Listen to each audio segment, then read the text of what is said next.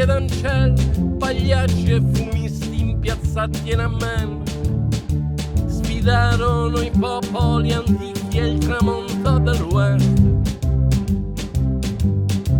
Se un uomo è scacciato ad Oriente, ricercherà sempre un suo santo graal. Le fiabe non sempre si svendono e l'oro è piano. Sono le chitarre e i tamburi che svegliano il sonno e i capricci del re. Spesso in commedia dell'arte si fischia il parterre. Con un incerto sorriso fu accolto a Parigi, forse da Molière. Lo Scaramouche era amante sfacciato Vivier. C'è chi nasce da Bonastella e chi salta la tarantella napolitana.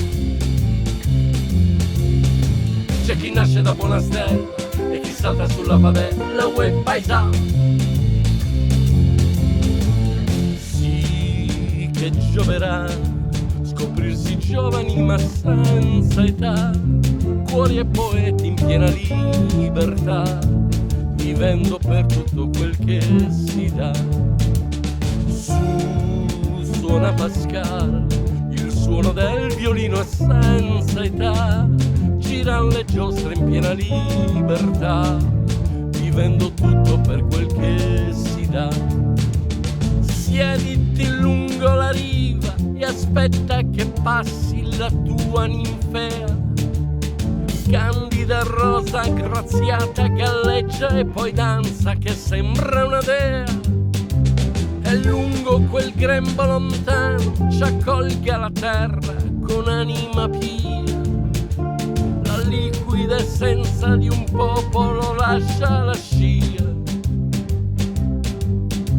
Ho avuto 3 dadi truccati sul tavolo sporco di quell'osteria, versando 3 lacrime a salve per un'Ave Maria. Potessi tornare nel sogno, alcune canzoni non le scriverei.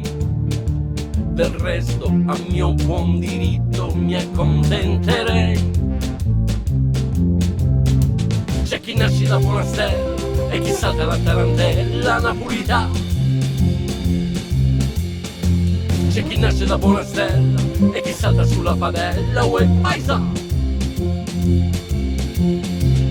Sì che gioverà scoprirsi giovani ma senza età, cuore e poeti in piena libertà, vivendo per tutto quel che si dà.